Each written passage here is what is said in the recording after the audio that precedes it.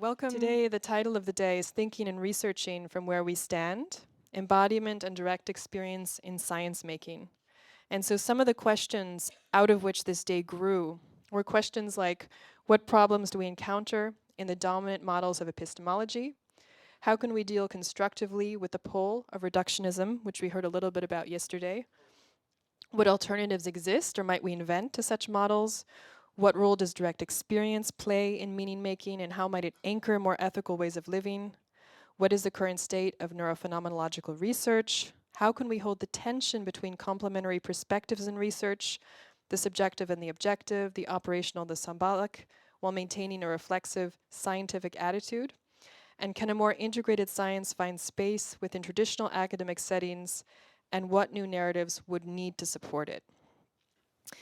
So just taking a pause with those questions before we really get into the panel. And then the other thing I wanted to mention is that the Enactive Tools booklet, which is a novelty this year, we sent around as a PDF. We also just have a couple of printed copies out near the entrance. That was really the work which was meant to lay the ground for some of the key concepts for the week, and which will actually come up, I think, during this panel. So if you'd like to refer back to that, we'd really encourage you to, especially for those who are newer to enaction. And so today we'll be orbiting, a number of different concepts, but most notably participatory sense making. We'll be hearing about the centrality of experience, of course, multiple epistemologies, and embodiment and the feeling body, and of course, much, much, much more. So with that, I think our moderators will send us off with a little bit more of an introduction to the panel, and then we'll hear from our panelists. Then we'll have a break. So we'll have the break before the breakout groups, and then after the breakout groups, we'll have the dialogue. So wish you a really lovely morning, everyone. Thank you.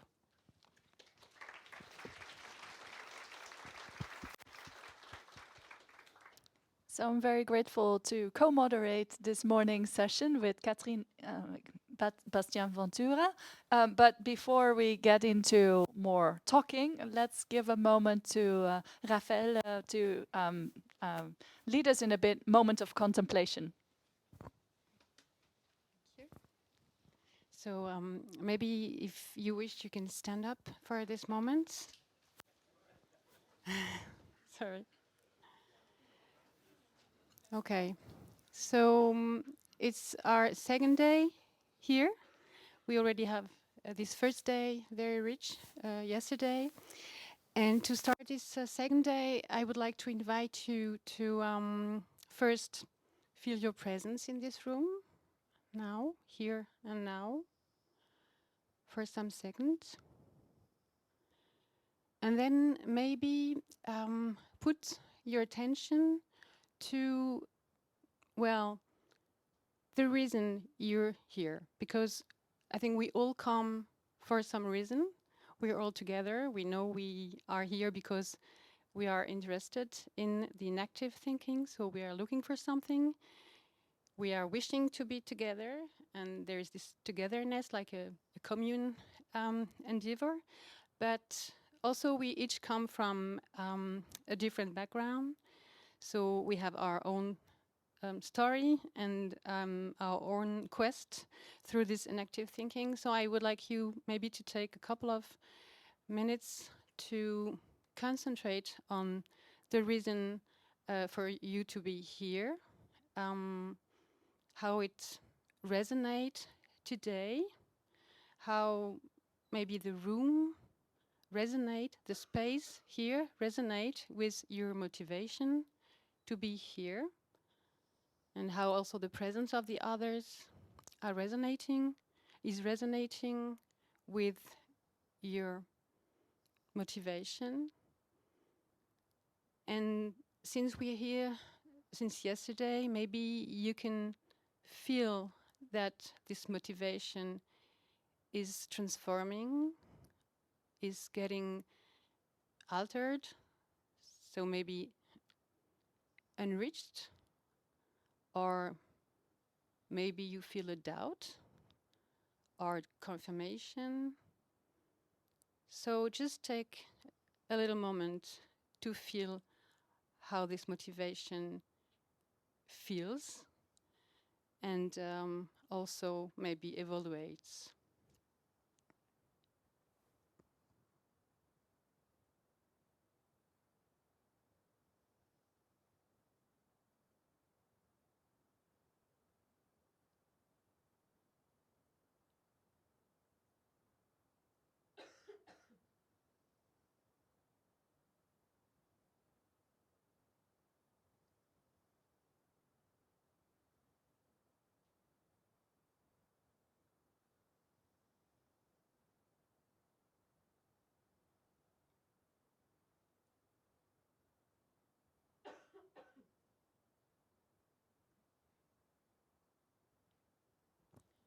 So maybe you can hear some words resonating.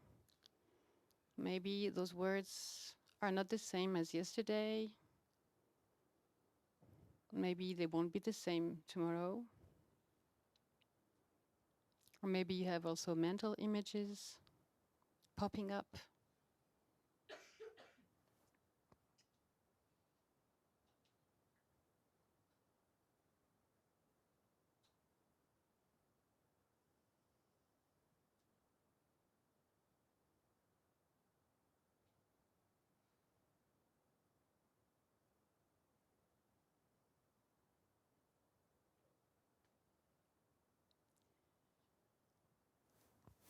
And for the coming days, I invite you to renew maybe this exercise, this attention to your motivation, your reason for being here, and try to feel how it transforms itself tomorrow and the day after tomorrow.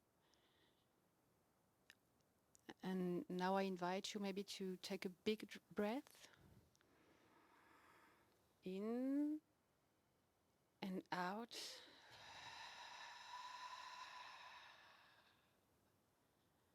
And come back here. Thank you.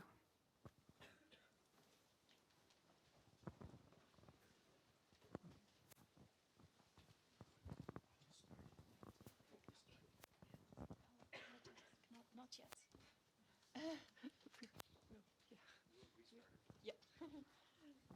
So welcome to this panel, which is called Thinking and Researching from Where We Stand, Embodiment and Direct Experience in Science Making.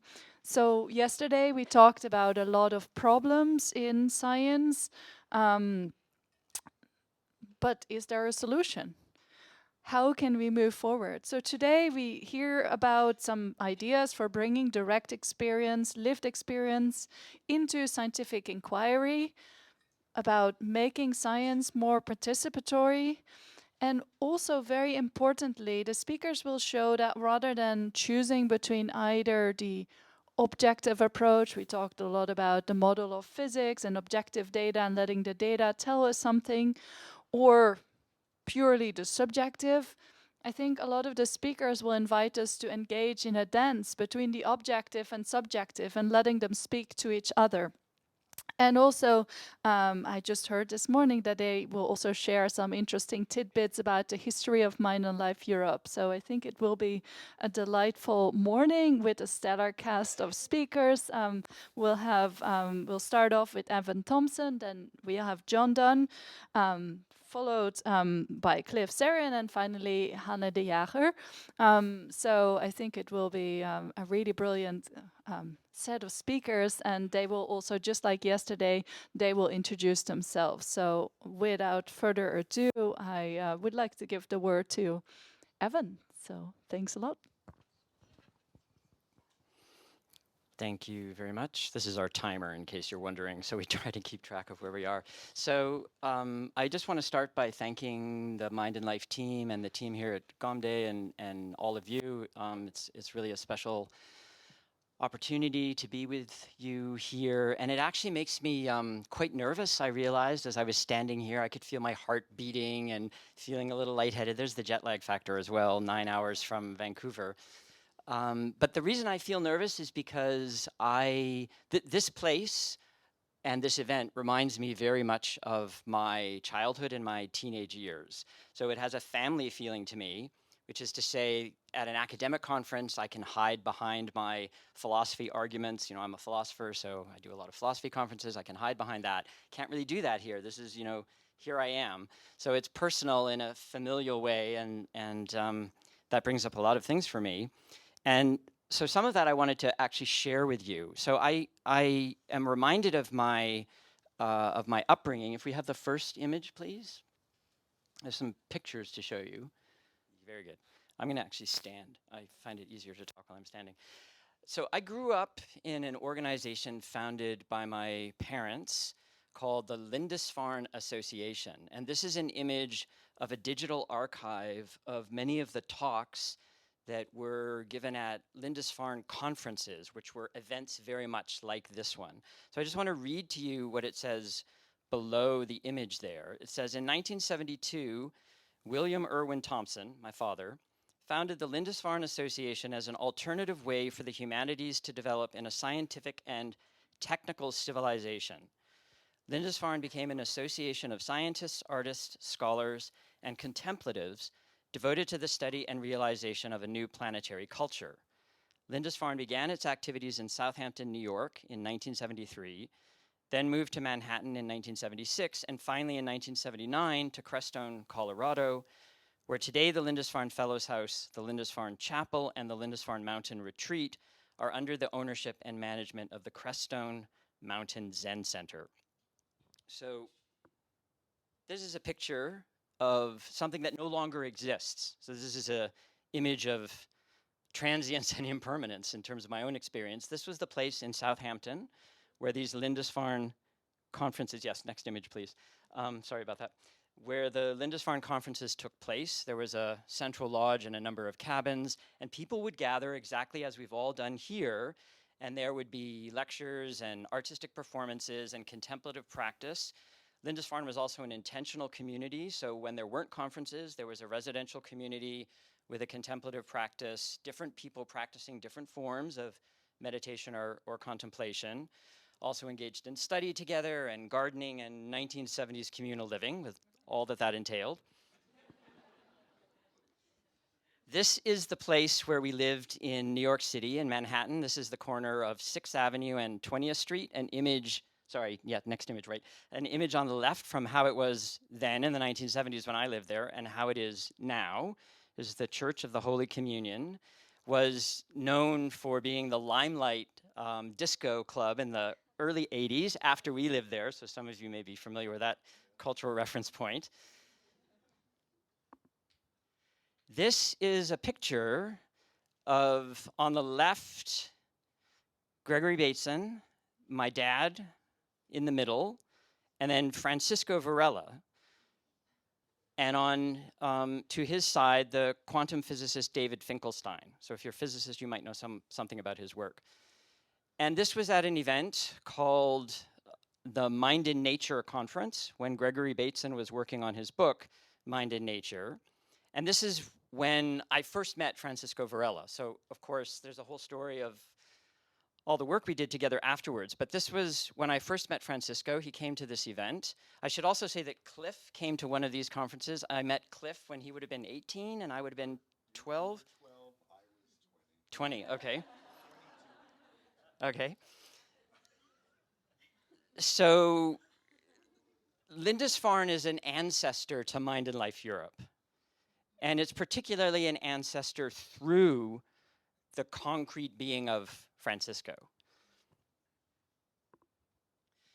This is Francisco giving a talk at that conference, and you can't see this, but if you were to blow up the image and look close, he's actually talking about bacterial chemotaxis. So this is an example in the enactive literature that's, for those of you who know this literature, this is an example of life as sense-making, the bacterium swimming up the sucrose gradient or swimming away from toxic elements. So Francisco presented this already in the 1970s. He worked on aspects of this as an example of life in the sense of self-production autopoiesis as sense-making. This is a book that he wrote or worked on, put together during his time at Lindisfarne that we just reissued with MIT Press. It's freely downloadable.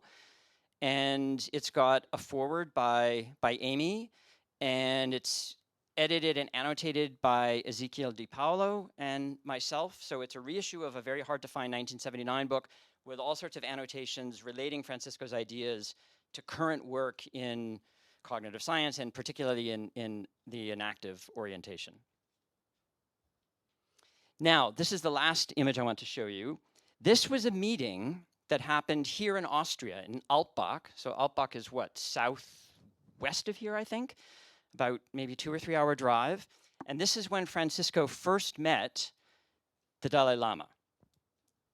And that's the seed of Mind and Life and Mind and Life Europe. So on the far left of the image is Fritjof Capra. Next to him, moving inwards, is Rupert Sheldrake. Next to him is Richard Baker Roshi. Next to him is David Bohm. The person in the center I don't remember. He was one of the conference facilitators and organizers, the Dalai Lama. And then translating for the Dalai Lama is Georges Dreyfus. So many of you know Georges. I'm pretty sure that's Georges. I think so. Yeah. We'll stipulate as Georges. Right. You know, identity being conventional matter in Buddhist thought. Next to him is Brother David Steindl-Rast, who just several days ago turned 99 several days ago here in Austria, Benedictine monk. And then next to Brother David is Francisco Varela. So this, I think it's fair to say that, so this was a conference on religion and science focused particularly on consciousness. And my dad took me to this conference. My dad was a speaker. He took me to this conference. I had just graduated from university. And Francisco, through his meeting with the Dalai Lama at this event, then started the whole, that was the sort of event that then initiated the whole process of the creation of Mind and Life down to Mind and Life Europe today. So that's just to give a little sense of some history, and particularly some of it situated here in Austria, which I think is really nice. So that's the personal story part. And then what I want to offer for the last 3 minutes that I have are, you can think of them as some signifiers. That's how Amy and I were talking about them yesterday. That is, some words and concepts that we might use to organize our thinking about how we might work to create a scientific civilization that's oriented in ways different from how it's being oriented through what, in the recent book that I wrote with some physicist colleagues, we called the blind spot. So the blind spot is the inability to see that science is the source of lived experience, that lived experience is the source of science and is always there in the background of science. So if we were to accept that point and then ask, okay, well, how do we orient our thinking going forward? What might we start to think about, or what might we focus on both cognitively and practically? So I don't want to say too much about these signifiers that I'm going to throw out there, because I want them to evoke whatever they evoke in you. And maybe they'll be productive for our discussion later, maybe not. That's really up to you. And you don't have to accept them. You can take them as you hear them. So I have 5. I think of them as 5 commitments. So the first commitment is to experience. In my way of thinking, that immediately implicates or implies some kind of phenomenology. So the question there is, when we use a word like experience, so John's going to talk about this, when we use a word like experience, what actually are we evoking? That's not straightforward at all, right?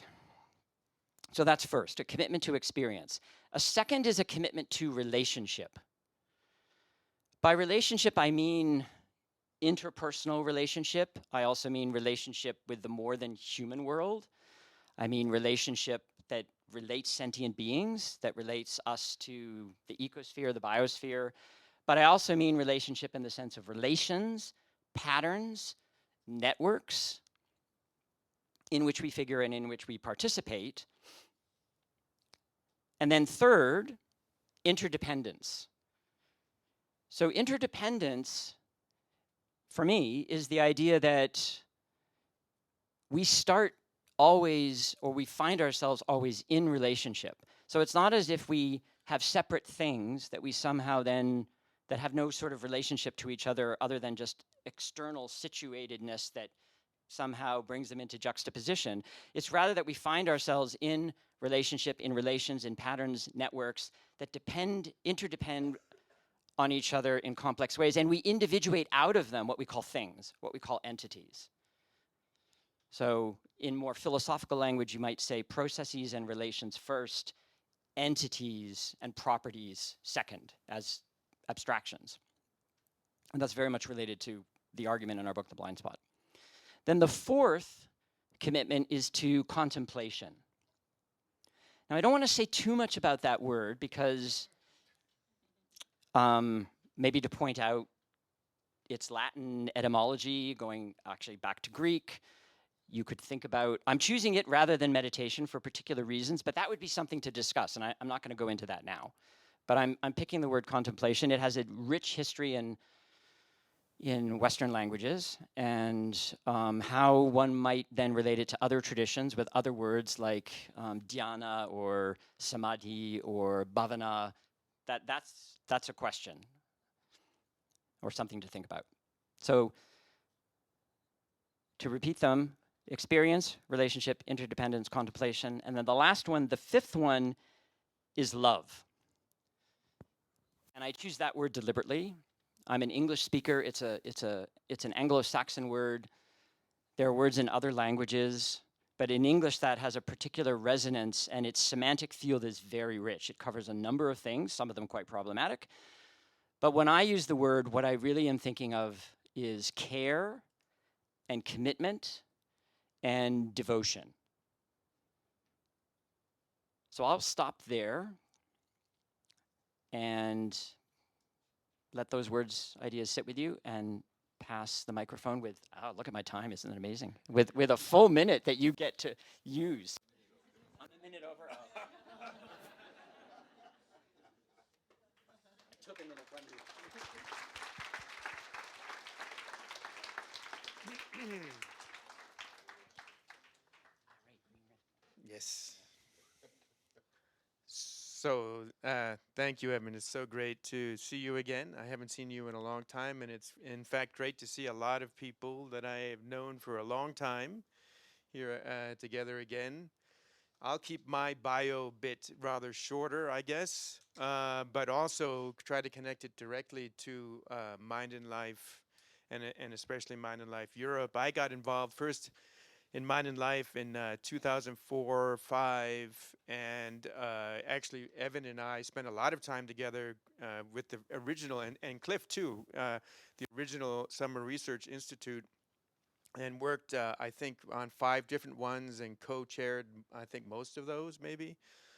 And at the time also, I was on the board of the Mind and Life Institute when we created Mind and Life Europe. And an interesting part of that story is that was originally Mind and Life International, and we were going to have branches of Mind and Life around the world. Well, it didn't quite work out that way, but we did end up with Mind and Life Europe. And I was looking back at some correspondence and such about that, and that was actually a really challenging time for Mind and Life, and also for Mind and Life Europe as well. But it's so wonderful to see how Mind and Life has evolved. And I kind of drifted away from Mind and Life for a few years. I was first brought in as a translator, and in fact, my early work with Richie Davidson at the University of Wisconsin was first just as an oral interpreter for Tibetan adepts, long-term meditators, who came in our sort of groundbreaking studies with Antoine Lutz to study the effects of really intensive long-term meditation practice. And, you know, most famously, one of the subjects who's come out publicly about this is Mingyur Rinpoche, who, as you know, is a very accomplished meditator who done, I think, 3 3-year retreats by that time, or something like that. So, and then later on, I got more involved in my Buddhist training with kind of trying to interpret this material, and ended up in a strange place where, was it somebody said yesterday, was it Marieke, who said, if you ask me, you know, what my field is, the answer would probably be something like, probably not yours. So I really don't even know what my field is, and it might be more accurate just to say I don't know, like Bodhidharma. But anyway, So, and then in 2016, I found myself invited to come participate and help out with with ESRI in 16, 17, 18. I had the pleasure of helping out with ESRI and being on the faculty, doing a little bit of planning and such. So it's wonderful to be here and to see how this has progressed, because I do feel like what is distinctive about Mind and Life Europe and its evolution over time is the way in which it has kind of recaptured something which may have been a bit lost at certain points, which is that initial motivation that you see, those wonderful pictures from those early meetings of a kind of encounter between a particular kind of perspective in science, represented by Francisco Varela, and then certain aspects of Buddhist practice and thought. And some of these are very much about what we mean by experience. But to understand, I think right now for us, what we mean by experience, what's important is also to understand, in a sense, what it stands opposite to so often in our current kind of discourse. And to that, with that in mind, I want to read a quick story by Jorge Luis Borges, del rigor en la ciencia in Spanish. In English, you could say concerning rigor in science. This is a translation by Diego Doval. It's couched as a 17th century fragment from a 17th century travelogue. Some of you may know this story. In that empire, the art of cartography attained such perfection that the map of a single province occupied an entire city, and the map of the empire an entire province. In time, these excessive maps did not satisfy, and the schools of cartographers built a map of the empire that was the size of the empire, in which coincided point for point with it. Less addicted to the study of cartography, the following generations understood that that dilated map was useless, and not without pitilessness they delivered it to the inclemencies of the sun and the winters. And the deserts of the West endure broken ruins of the map, inhabited by animals and beggars. In the whole country, there is no other relic of the disciplines of geography. So what I love about that story is that it really resonates with a lot of what Evan and our friends Adam Frake and Marcelo Glazer did in The Blind Spot, which is a book I highly recommend if you haven't read it yet, which is the mistake to think that a map can be the territory, that our models of reality, so to speak, are themselves the reality. Very often this comes down to mathematical objects even, where we have a sense that those mathematical objects exist in some sense independent of our human minds and are simply reflected in the stuff of reality itself. So that mistake, part of what's also instructive about this story, is that the mistake of the map being the territory leads us, and sometimes, to a certain kind of science that becomes possibly useless, but certainly becomes, as Amber Carpenter mentioned yesterday, something that we know that the public at large just abandons. So that such that there's no relic of the discipline of geography left in the empire. Because part of what we feel in the modern period, as the map is growing and saying it is the territory, the objectivist account of our reality, an account of our reality that tries to completely eliminate the subject from that account, right? That sterilizes, I think it was Marieke who said this yesterday, sterilizes our objective account. Sterilizes it of what? Of experience. So that what do we end up with? We end up with what Keiji Nishitani called, the great Japanese Buddhist philosopher, in the modern period, a sense that we are well-fortified islands floating on a sea of dead matter. And that eventually, of course, we become that dead matter. And we all fear that we are just flesh robots that are explained, one day will be thoroughly explained by the mechanisms of science, right? The objectivist mechanisms of science. Now, that is beautifully critiqued by Evan, because, of course, there's so much complexity to that critique. By Evan and Adam and Marcelo, there's so much complexity to that critique. But the main kind of point, one way to articulate it is, let's say that we think we can reduce consciousness to the function of neurons, and we start with like, well, we have neurons, and one can simply ask, how do you know there are neurons? Right? All of the information that scientists are interpreting, or of course, all of the data is presented in consciousness. whatever instruments we might use, the final instrument, so to speak, which is a reference to a Buddhist notion of knowing, is consciousness itself. And yet, and so consciousness has to be primary. Without consciousness, there is no science. Consciousness is a human enterprise, as I think Marieke also mentioned yesterday. It's a cultural activity. It's a cultural process even. And without embodied humans who are experiencing from their first-person perspective, there can be no science. But the problem here also, which is where you could say, the tradition even that we are with here, the tradition of Tulku Urgyen and Rinpoche really has something to say, tracking back also to the philosopher Dharmakirti in the 7th century in India, one of my favorites, and very influential for this tradition, is that we can think that the way to solve the problem of the hegemonic third person, of the overweening objectivist account, is to take a standpoint of an absolute first person. But that is just as problematic. That sense of the absolute certainty of our first person perspective is produced by the absolute certainty of the third person perspective. Without one, you cannot have the other. The first person perspective is already cultural. It is literally produced by culture. We do not simply have our own individual first-person perspectives. For Dharmakirti, there is a kind of, there is a non-conceptual first moment of experience, but for all of us who are going to do, all of us ordinary beings as it were, the moment we wish to act, we must conceptualize. The moment we conceptualize as humans, we're caught up in culture because our conceptualizations are linguistic. We are talking to ourselves very often. We know this experimentally. Some work by Jonathan Schooler has suggested this. It is in a sense, and of course, you know, we do not make up our own languages. You know, if I needed to somehow create my own private language to articulate, to make sense of the riot of experience, so to speak, of all of this sort of, all that I'm experiencing, I need to make a map. I need to choose what is relevant, which of course is a big issue in AI. The AIs can't do that so well. I need to decide what to do based on my goals and my motivations. So I have to interpret my experience.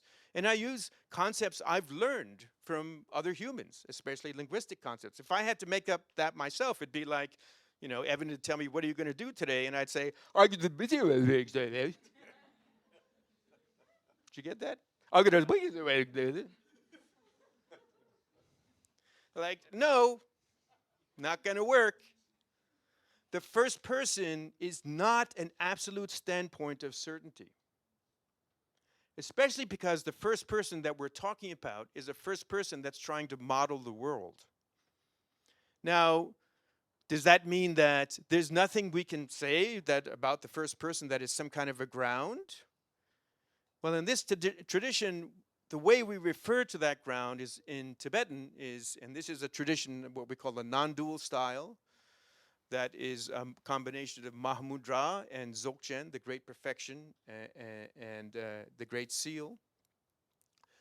And in this tradition, we can actually, there is a certain kind of, you might say, aspect of the first person which disappears as the first person. Because it cannot survive. There's a way in which there is a certain, there's a kind of ground to experience where there is a type of certainty. But that certainty is not in opposition to the world. It's not there's a first person and a third person. It's what's called the groundless ground. And I think the Shimekishi. And I think that part of where that groundless ground is pointing us to is an inquiry into the nature of experience itself. Not experience as the first person, not experience as world and self, but rather all that we have access to. And this is, of course, is phenomenology, where we are bracketing the question of what's the cause, even what's the world, and just what are the features of experience itself that we then need to map, that we need to model. But part of what the suggestion here would be is that we need to develop a kind of science that brings experience back. I think, what's the subtitle again? Bringing experience back into science or something like that, of the blind spot. Why science cannot ignore human experience. Why science cannot ignore human experience. But now we need, in a sense, a disciplined way of dealing with experience. And that disciplined way of dealing with experience is not about taking experience and saying, this gives me the truth about the world. I am, the only expertise is my own experience, to quote Amber from yesterday. It's not that. It's rather inquiring into the nature of experience itself from a standpoint that, in a sense, is without standpoint, and then seeks intersubjective understanding, intersubjective inquiry, and not intersubjective certainty, but a kind of intersubjective knowledge that is about experience. So in some way, there's so much more I could say about that, but we don't have a lot of time. So I'm going to leave it at that for now and hope that maybe we can pick up some of that conversation later.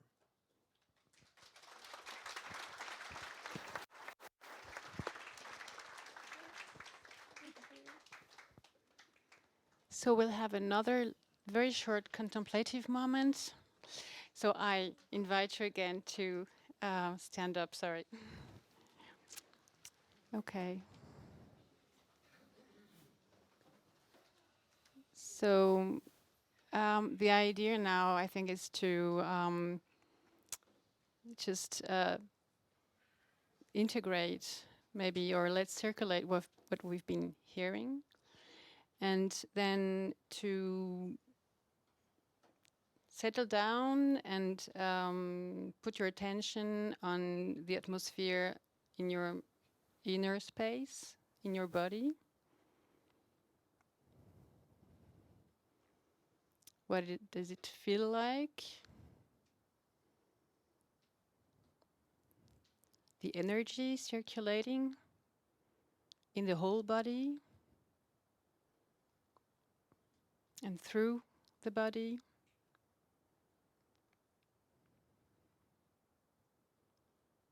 Maybe you can feel your heart beating.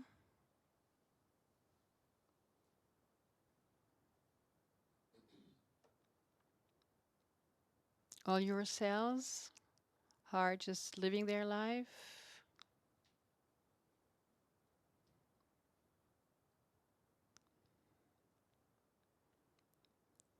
And maybe there is a gesture that will come that will help you let those words circulate through your body and in the room, and let this gesture go very naturally from itself.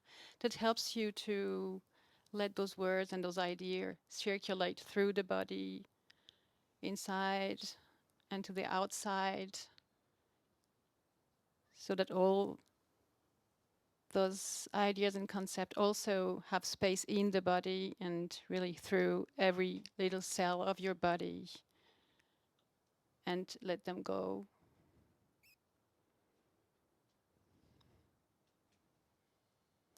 And now, just to go to the second moment of this speaker time, just maybe extend and take a stretch of your body. Just let come some gesture that you want to have. Be careful of the other, of course, but yeah.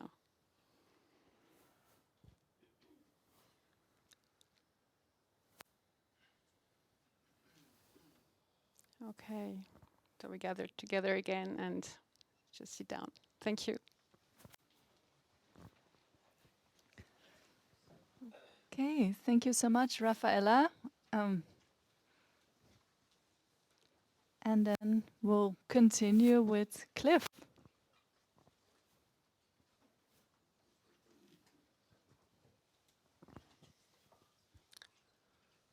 Thank you all for your presence here. And thank you so much to Mind and Life Europe, the planning committee, my colleagues. You folks are just the most wonderful family feeling friends that I know and don't know that I could imagine. And I'm kind of, there's a bit of an Evan John Cliff sandwich here. And in terms of 4E cognition, I'm going to focus a little bit on embedded and extended, and bring to the discussion the, in some sense, impersonal nature of my personal development in terms of lineage and circumstance. I grew up as a very sick asthmatic child, spending a great deal of my young years watching my breath, grateful to be alive. From oxygen tents in hospitals, nearly dying multiple times, to a sense of internalized connection between mind states and body states. That asthma was tremendously activating suffering in my parents.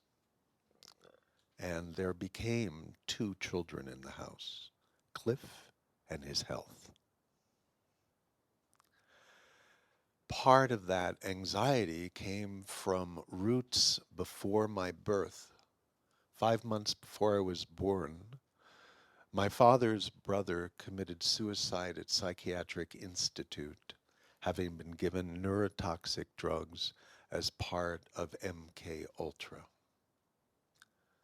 My father, devastated as he was, tried to understand the brain as an electrical engineer and developed friendships with Warren McCullough and Norbert Wiener, and started going to the Josiah Macy Foundation conferences that literally created the field of neuroscience, that were also at the same time receiving money from the CIA to develop truth serum. This is all described in exquisite detail in a new book called Tripping on Utopia by Benjamin Breen, which includes a lot about Gregory Bateson and Margaret Mead in the time before I encountered. So growing up with this trauma hidden from me explicitly, listening to Krishnamurti and Alan Watts, Ram Dass, and at 18 going to the IRIS conference at Star Island, the Institute of Religion in an Age of Science, I began thinking about integrating all of these things that were coming my way. And went to college at Harvard, where I proceeded to not do so well in the pre-med courses. Because I really wanted to understand the nature of nature and not get into medical school. So I was much slower on the uptake. In 1974, Chogyam Trungpa came to Harvard and introduced the idea of Naropa. And I wound up going to the first summer of the Naropa Institute, where I was able to study with Gregory. The following summer, 1975, 50 years ago, I met Evan at a week-long conference at Lindisfarne, brought by my father, who was still seeking redemption in many ways, because he brought his brother to Psychiatric Institute because he was a childhood diabetic with psychiatric issues from that. I now, for the last 22 years, have been studying the effects of intensive contemplative practices in retreat contexts as a function of having met Francisco in 1975, and then I wound up meeting Richie Davidson in 1973 and building his labs at the State University of New York and then University of Wisconsin. In 1990, filling in for him at the 3rd Mind and Life conference in Dharamsala. Rooming with Francisco, we decided to do a project to investigate Tibetan mental training with the nascent tools of cognitive neuroscience. A remarkably naive, cross-culturally more than imperfect project that it was life-changing in many ways, that I still am on a beam that was set in motion at that time. So as a practicing researcher, the other thing that I study is sensory processing and multisensory integration in autism. And that comes from the experience of parenting a neurodivergent child with sensory challenges. There was a moment in a meditation retreat at the Insight Meditation Society where I noticed my peripheral visual acuity had massively changed after 5 days of sitting and walking. And I felt like I could look at a spot on the wall and I could watch everybody in the dining room slowly eating, picking up their plates, bringing them to get the washing station. And I said, gee whiz, this stuff changes your way your brain functions. Maybe you can research this. So it was actually that direct experience that was a nugget of an actionable idea to do a project. The project in, in India was romantic as it was. We tested in different ways these extraordinary contemplatives in retreat in huts on Baksu Mountain, but they may always have been extraordinary. So we needed to do a longitudinal study, and we couldn't run their timeline backward. So connecting with Alan Wallace, originally in the 1990 Mind and Life, and Francisco and Richie, and some others, we embarked on the Shamatha project, actually, a project that began as an idea for a 3-year longitudinal study in the West. That became 3 months, 18 years ago, and we're still analyzing data 20 papers later. So in the remaining few minutes, I wanted to just, I offer that as a kind of reflection on what are the multiple lineages that we all are actively carrying and how they unfold. There's all this golden anniversary of, it's been 50 years since I met Joseph Goldstein. It's been 50 years since I was, at Lindisfarne. In this increasing unknowing of one's 70s, which we can speak of, it's really fascinating to reflect on how the fortune, the blessing, and the complete incomprehensibility of how I get to sit here. Like that's an object of extraordinary, what a meditation. How did I get to be in this seat right now? So in terms of didactic take-homes as a practicing scientist, defined by collecting data and publishing papers, I guess. What I want you to take home. Well, the main point, the thrust of what I want to say, is to really commit to feeling the unknown throughout the process of knowledge creation. That's my bottom line. And in terms of researchers, I think Andreas said a very important thing yesterday regarding the importance of cultivating a sense of scientific cultural humility and a non-extractive stance. As important as institutions are, they also are acculturation venues and vectors. And they tend, within the consensus operation of disciplines, to produce a kind of patina of authority that we then substitute for our genuine sense of curiosity.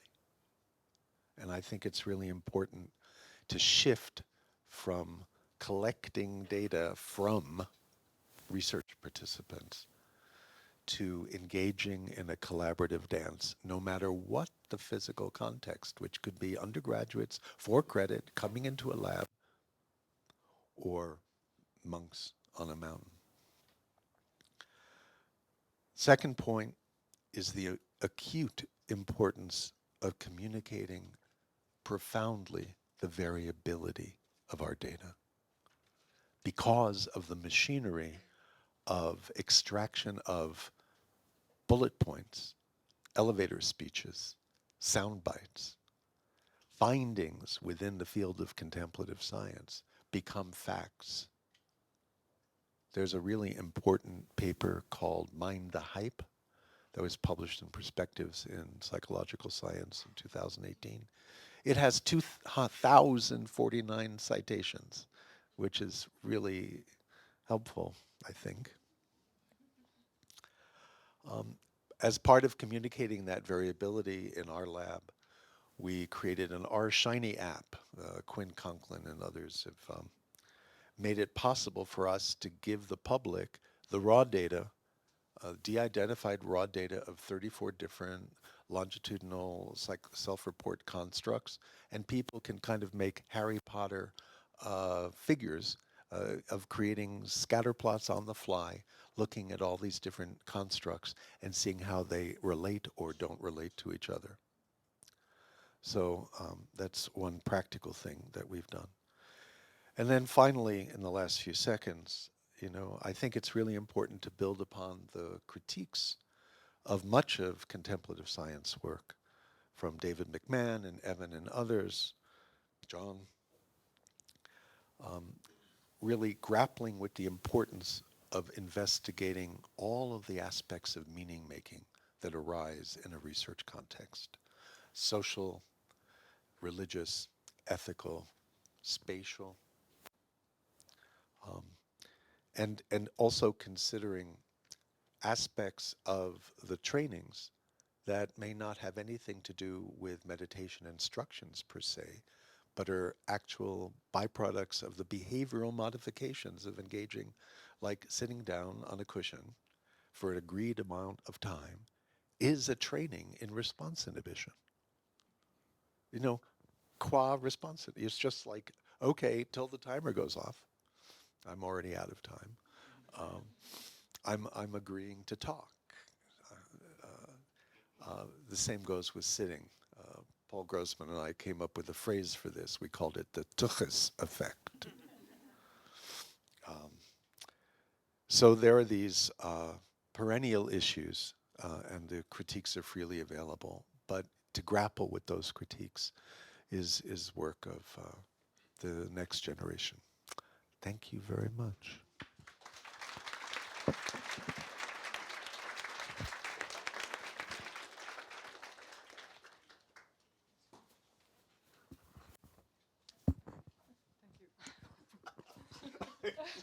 Pass the salt.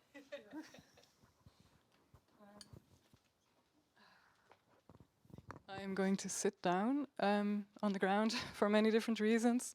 One is that then I can have my notes in front of me rather than on the chair. Actually, my feet weren't really touching the floor, and that's kind of significant. I'm Hanne. I don't have any stories like you have of being already knowing each other for a long time and literally, bodily, intersubjectively growing up in the lineage. Although through my father, who studied systemic psychotherapy, he brought to the dinner table when I was a child discussions of systems, family systems, and also Maturana and Varela's work. Autopoiesis and such things were discussed over the dinner table when I was young.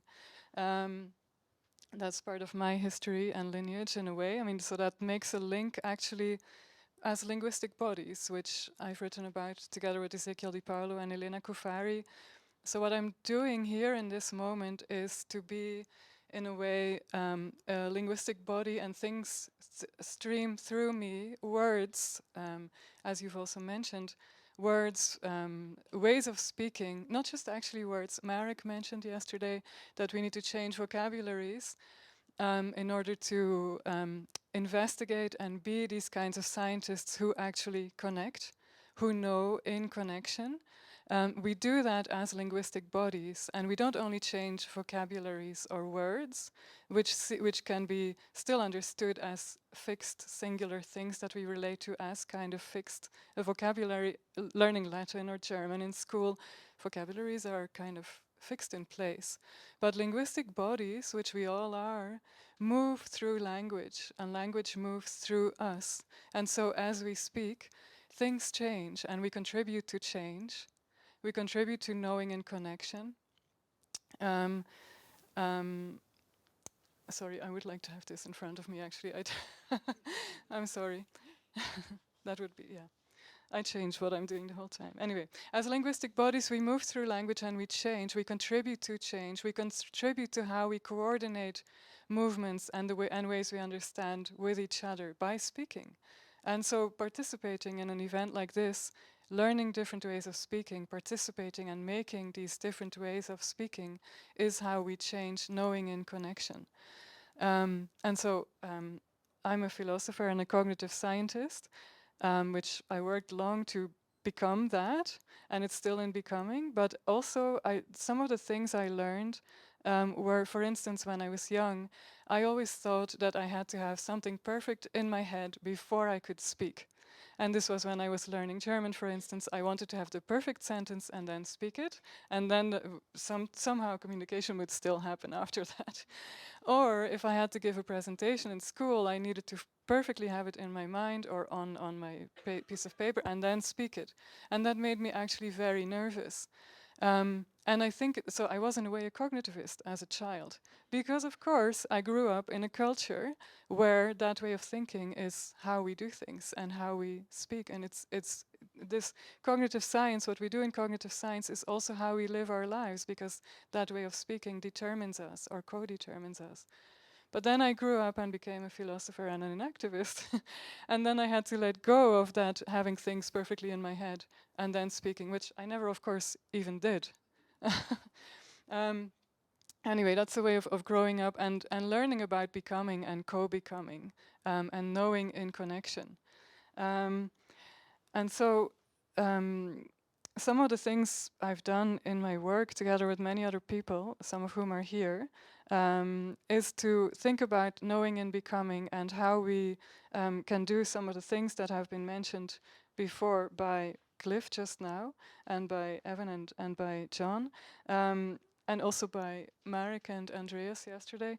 So I was going to read some of the things that people said just to bring them forward again and to speak them again and for you to hear them, because you're also all linguistic bodies, weaving meanings through your body with the ways you speak and the ways you've heard things from other people. That speaking, that hearing, the words that you hear move through you.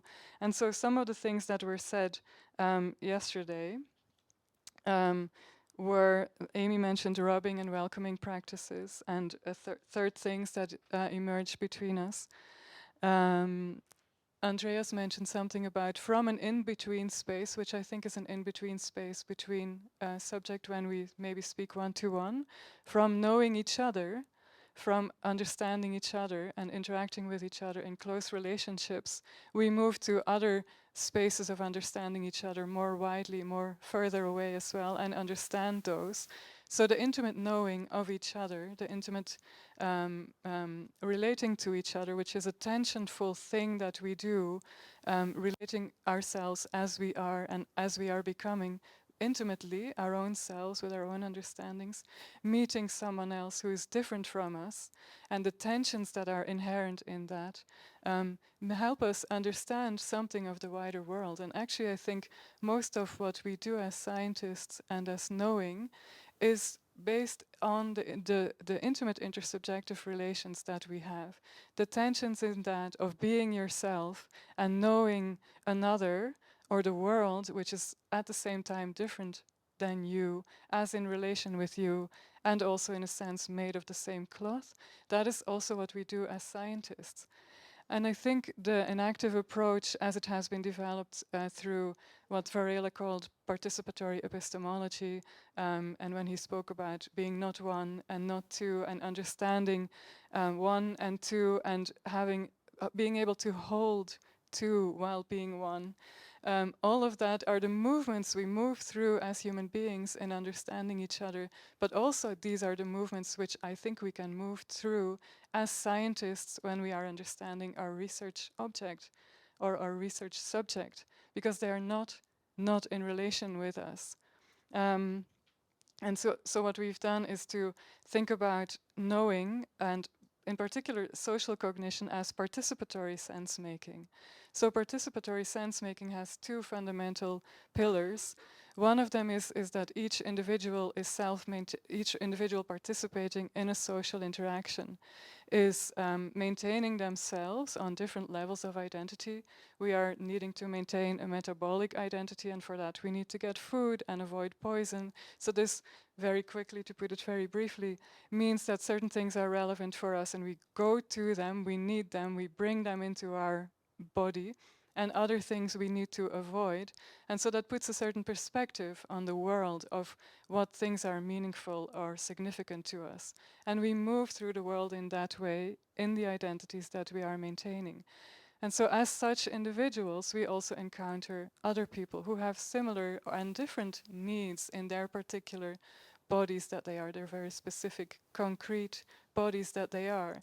And so that leads us to know each other because we recognize certain of the needs that we have, which are similar, but also some of them are very different because we are different bodies from each other all the time. And so that also leads to shocks and to resistance. And that's one of the other things that Andreas mentioned yesterday, actually in the faculty hour. You said establishing something makes resistance. And I think you said it in the context of thinking about institutions, but living beings, as they move through the world, living bodies, metabolic bodies, sensory motor bodies, social bodies, establish something. They establish themselves. We come with our needs, and so we establish something, and that creates resistance. So meeting each other as being these bodies who establish ourselves all the time creates all the time resistance. And so there is rubbing and tension and conflict.